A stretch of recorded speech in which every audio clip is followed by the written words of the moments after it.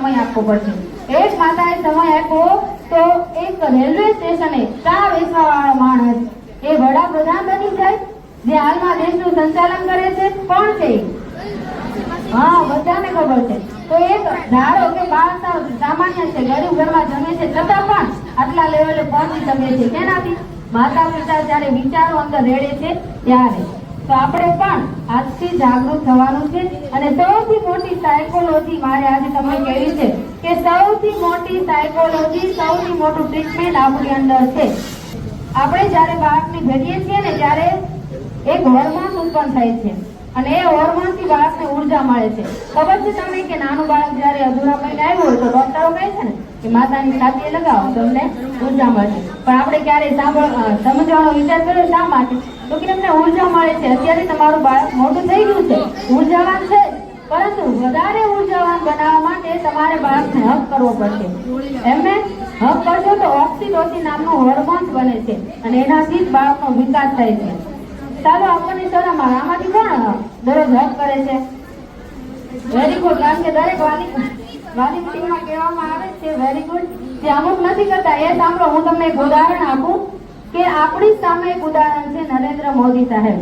કે નરેન્દ્ર મોદી સાહેબની ઉંમર 72 વર્ષ, એમના માતા હીરાબા એમની ઉંમર છે 92 વર્ષ અને એમના માતા હીરાબા જે છે એ એમને 125 દેશ લાઈવ જોતા હોય ત્યારે હીરાબા એમના માતા પર કિસ કરે, એમને આમ આશીર્વાદ આપે, એમના દુખડા પણ લે, એમને હક પણ કરે.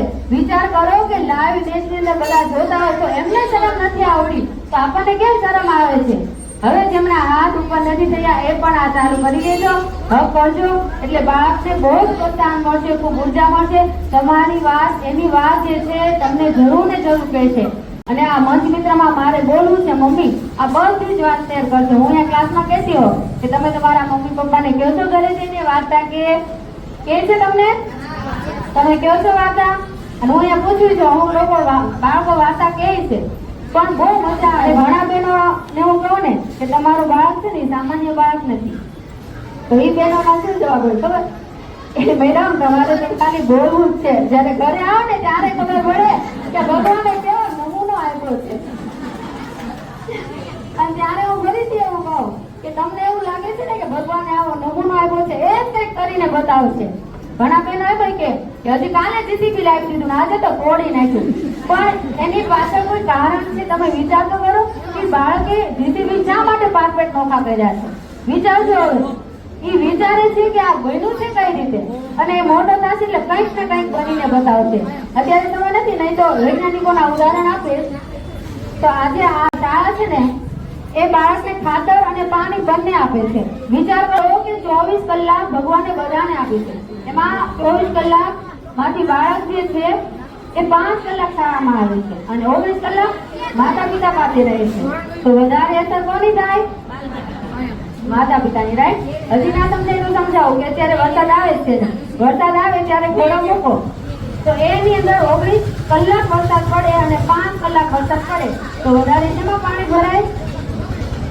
સ્વાભાવિક રીતે 19 કલાકમાં. તો વધારે અસર માતા પિતાની થતી હોય છે. અમે કદાચ તમને 1, 2, 3, 4, 5 આવા કાર્યક્રમ આપી શકીએ તો એને વધારે વિકસિત કરવા માટે માતા પિતાએ જાગૃત થવું જ પડશે. બોલો સહેમત છો બધા? યસ યા નો? બાદ પછી બધા જાગૃત બની જશો. અને એના માટે મેડમે કીધું કે પડીકાને આવો નાસ્તિક ખોરાક આપો તો આવો નહીં આપવાનો, હંમેશા સાત્વિક ખોરાક આપવાનો છે. પડીકા એ એવી વસ્તુ છે કે 5-10 રૂપિયાની અંદર તમે તમારા બાળકને ધીમું ઝેર ખવડાવી રહ્યા છો. એ વાત યાદ રાખજો. કારણ કે મેં ગયા વર્ષે પણ કહ્યું અને આ વર્ષે પણ એટલા માટે કહું છું કે હજુ પણ 50% રિઝલ્ટ આવ્યું છે અને 50% બાકી છે. મારે 100% જોઈએ છે કે આ પડીકાના લીધે તમે વિચાર કરો કે નાની ઉંમરમાં ડાયાબિટીસ, નાની ઉંમરમાં એટેક આવવા લાગ્યા છે, છોકરીઓના હોર્મોન્સમાં ફેરફાર થઈ રહ્યો છે. વિચાર તો કરો. તો પ્લીઝ આ પડીકાનો નાસ્તો ક્યારેય ન આપો. અને મારે એક વાત કરવી છે કે ઘણા સમય પહેલા એક બાળક નીચે આવ્યું અને કહ્યું કે મેડમ મને નંબર લખાના મમ્મી પપ્પાને બોલાવો, મને બહુ પેટમાં દુખે છે. તો મેં તરત ફોન કર્યો કારણ કે એની હાલત નાજુક હતી. તો એના મમ્મી પપ્પા આવ્યા ત્યારે હું બાળકને પૂછતી હતી કે બેટા કાલ રાતે તે શું ખાધું? તો કહે કે પાવભાજી, મંચુરિયન ને એવું હતું. તો વિચાર કરો તો એમની માતા આમ સામું જોતી હતી ડોળા કાઢી. પછી એના પપ્પા પણ સાથે હતા. તો એમને તરત જ કહ્યું કે મેડમ આને તો ભાખરી ખાવી જ હતી કે બહારનું પાવને એવું ખાવું જ નથી. પણ એના મમ્મીએ ન કરી આપી. શા માટે ન કરી આપી?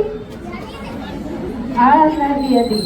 પરંતુ હવે આપણે જાગૃત થવાની જરૂર છે. ક્યારેક તમે ખવડાવો 6 મહિને તો વાંધો નહીં, પરંતુ વારંવાર દર અઠવાડિયે બહારનો નાસ્તો નાબૂદ કરો નહીં ખવડાવતા. કારણ કે જો તમે સાત્વિક વિચારો આપશો ને તો અહીંયા સાત્વિક વિચારો બોલી શકશે મંચ મિત્રમાં, હે ને? તો આ રીતે અને આજે મારે વાત કરવી છે કે હું એવું નથી કહેતી, પણ રિસર્ચ એવું કહે છે કે જે માતા પોતાના બાળકને પ્રેમ નથી કરતી ને એ જ માતા આ જંક ફૂડ અને ફાસ્ટ ફૂડ આપે છે.